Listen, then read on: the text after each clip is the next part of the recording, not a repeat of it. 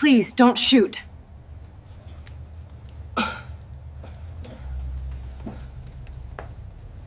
The chandeliers inside La Belle Maison glittered like constellations suspended from the heavens. Their golden glow spilled across rows of pristine white tablecloths, crystal glasses, and polished cutlery that gleamed as if untouched by human hands. The air carried a low hum of soft violin music and the faint clink of glasses. It was the kind of place where every guest carried the weight of wealth on their shoulders, where laughter was measured, and every movement was deliberate, an orchestra of elegance. But on this night, that symphony was about to be torn apart.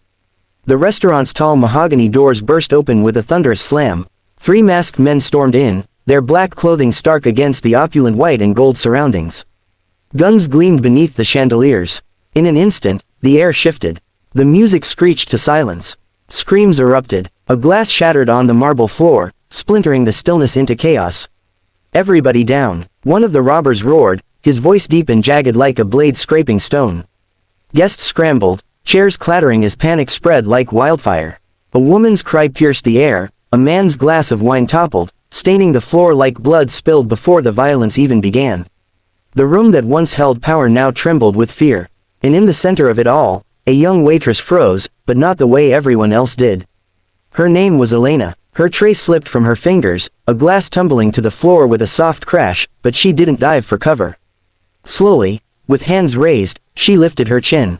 Her face, framed by dark curls that had loosened from a neat bun, remained steady. No quiver in her lips.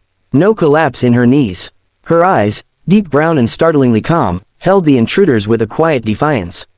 Alexander Hayes, seated near the window, noticed her first. He had seen courage in business wars, in boardrooms where millions were at stake, but never like this. The billionaire, dressed immaculately in a navy suit, was used to being the strongest man in the room. Yet tonight, crouched in his chair with a gun aimed just feet away, it wasn't him who looked strong. It was her. He couldn't look away. The robbers shouted orders, their demands harsh. Wallets, jewelry, phones in the bag, now. One slammed his gun against a table, rattling plates. Guests fumbled with trembling hands, tossing possessions into a black duffel. Some were sobbing, some praying under their breath. Fear coated the air so thickly it was suffocating. But Elena's voice broke through. She leaned toward a man clutching his shaking wife under the table. "It's going to be okay," she whispered. Her tone was soft, melodic, as if she believed it with every fiber of her being. When a small child whimpered in his mother's arms, threatening to draw attention, Elena crouched low and smiled gently. "Shush, sweetheart, pretend we're playing hide and seek. Quiet now." The boy blinked, nodded, and pressed his face into his mother's shoulder, silent. Even as a gun barrel brushed close to her arm, Elena didn't flinch. Her steady breaths, her calm gaze, her refusal to surrender to panic, her presence steadied others. Fear spread quickly, yes, but calm could spread too, and Elena chose which one she wanted to share. Alexander's heart pounded. He had built an empire of steel towers and global deals, but in this glittering cage of fear, he realized how helpless money made him. His wealth couldn't stop bullets. His power couldn't shield the innocent. And as his eyes stayed locked on Elena, something inside him shifted. "Before I take you deeper into this night, into the choices that changed lives forever, pause for a moment. If you believe in stories that remind us of the hidden strength within ordinary people, if you believe in courage that whispers instead of shouts, then you'll love being part of this journey. Subscribe to Soul Touch Stories, where we share tales that don't just entertain, but move you, stories that linger long after the screen fades to black." Now, back to that night. The robbery stretched on like an eternity. Every second ticked loud in the silence between commands. At one point, one of the robbers yanked a diamond necklace from a woman's neck so harshly she cried out. Another overturned a wine bottle in frustration, crimson spilling across the floor. But each time terror spiked, Elena's presence pulled people back from the edge. Finally, after what felt like hours but was only minutes, the men gathered their loot and backed toward the exit, still shouting threats. "Stay down, don't move, or you won't live to regret it." Then they vanished into the night, leaving behind only trembling breaths, broken glasses, and the sound of sobbing relief. The silence that followed was deafening.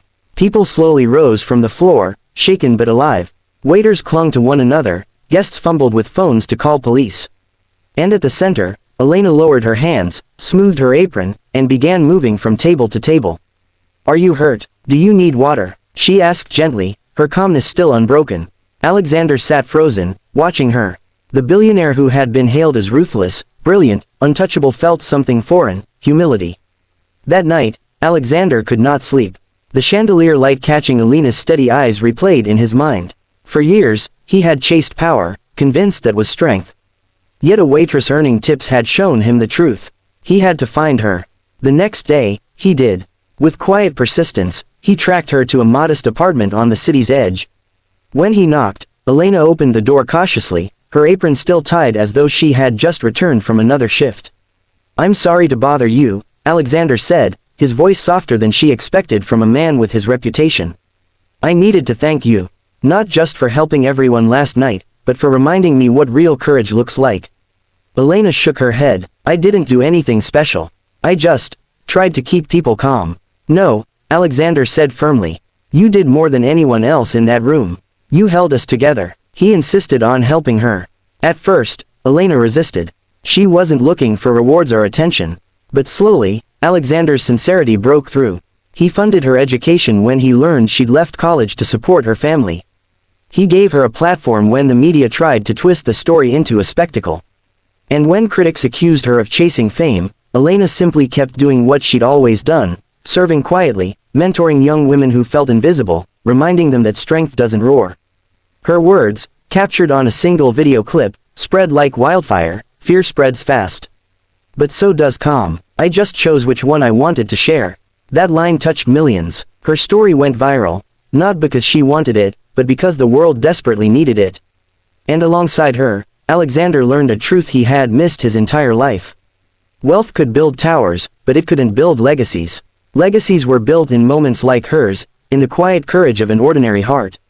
Together, they created initiatives for trauma survivors, programs for overlooked workers, and scholarships for women silenced by circumstance. They became unlikely partners, a billionaire and a waitress, bound by one night of terror that turned into a lifetime of purpose. Still, shadows lingered. Critics doubted Alexander's motives, whispered that his philanthropy was just self-promotion. Others claimed Elena was manipulated into being a symbol. But each time, Elena returned to what mattered. She served, she mentored, she spoke softly, not for applause, but for the one person listening who needed to believe they too could be strong. And Alexander, a man who once measured success in billions, now measured it in lives touched. Dear listener, if this story has stirred something in your heart, if it has reminded you of the strength you might carry even in your quietest moments, then I invite you, be part of this journey. Like this video, share your thoughts in the comments, and subscribe to Soul Touch Stories. Because here, every story is more than words, it's a mirror held up to remind us who we are. In the end, the story was never about a billionaire saving a waitress. It was about a waitress saving an entire room, and in doing so, saving a man who thought he already had everything. Years later, Alexander would tell the story of that night not with shame or fear, but with gratitude. Because on that night, beneath glittering chandeliers, a young woman reminded the world of a timeless truth. Courage doesn't always roar. Sometimes it simply stands still, raises its hands, and whispers into the chaos, "It's going to be okay." And maybe that's the message you carry long after this story ends, that no matter who you are, no matter what little you think you have, your calm, your kindness, your courage, might just change someone's world.